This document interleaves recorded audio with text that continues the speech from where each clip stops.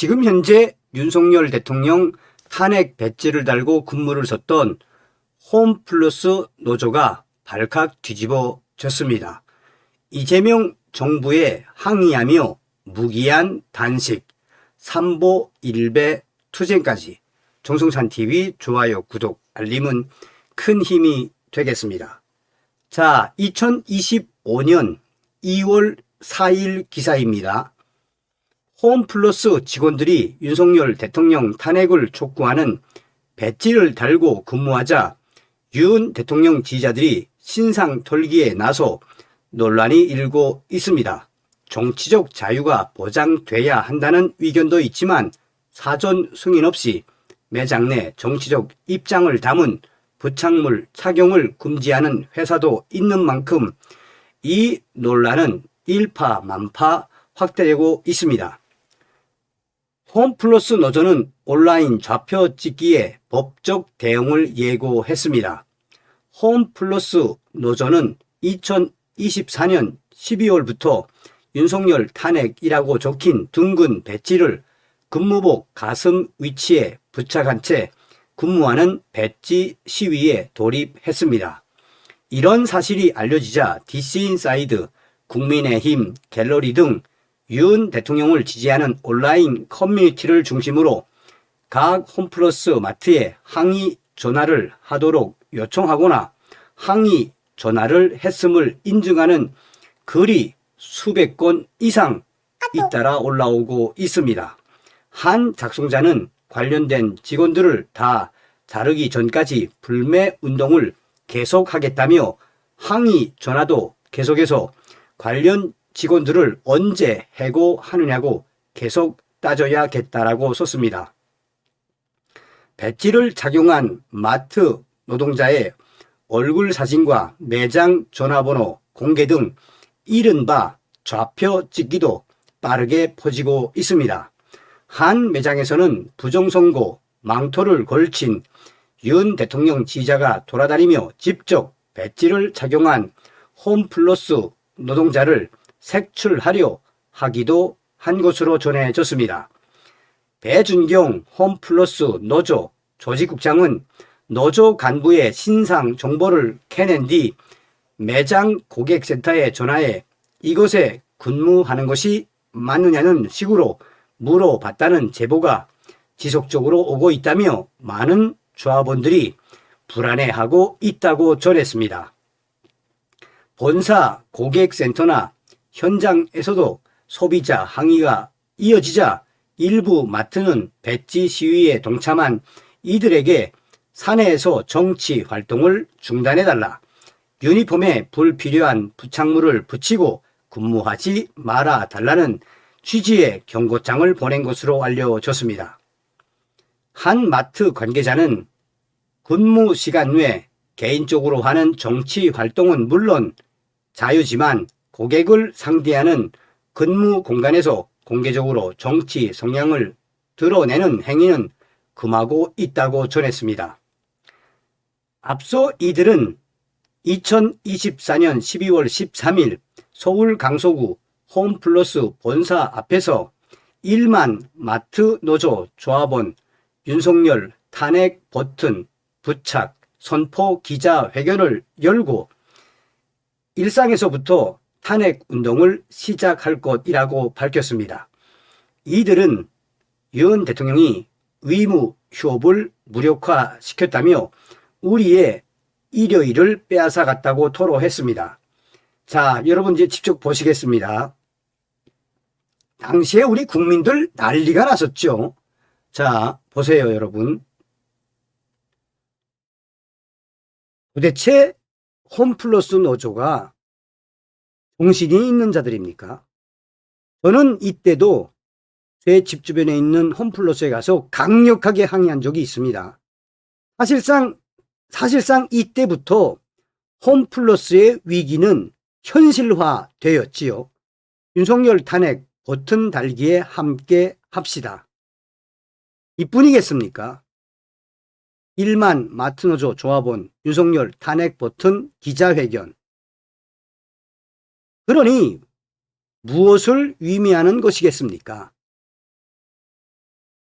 이 자들은 박근혜 대통령 탄핵 때도 이 짓을 했었지요. 자, 지금 어떤 현실일까요? 굶고 버티고 호소해도 움직이지 않는 이재명 정부 앞에서 이제는 몸을 낮추고 땅에 엎드릴 수밖에 없었습니다. 지난 10일 오전 11시 서울 광화문 윌대 앞 홈플러스 사태 해결을 촉구하며 무기한 단식에 들어간 홈플러스 노조원들이 차가운 겨울 바람 속에서 무릎을 꿇었습니다. 이들은 홈플러스 임금 체불과 점포 폐쇄에 대한 정부의 즉각적인 책임있는 응답을 요구하며 삼보 일배 투쟁에 돌입했습니다. 이번 행동은 사모펀드 MBK 파트너스 인수 이후 10년간 이어진 구조조정과 점포 폐쇄 그리고 올해 1월 임금 미지급 사태가 겹치며 노동자들의 생존권이 한계에 이르렀다는 판단에 따른 것입니다. 홈플러스 노동조합에 따르면 현재 홈플러스 노동자와 입점업주 등 10만 명의 삶이 청산과 회생의 갈림길에 놓여 있다고 밝혔습니다.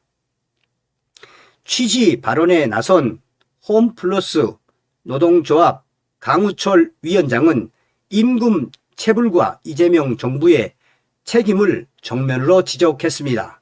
그는 MBK의 목티 속에 노동자들은 1월 월급조차 받지 못했다며 즐거워야 할 설 명절을 앞두고 카드 독촉과 생계 걱정에 내몰린 홈플러스 노동자들의 현실을 정부가 더 이상 외면해서는 안 된다고 강하게 비판했습니다.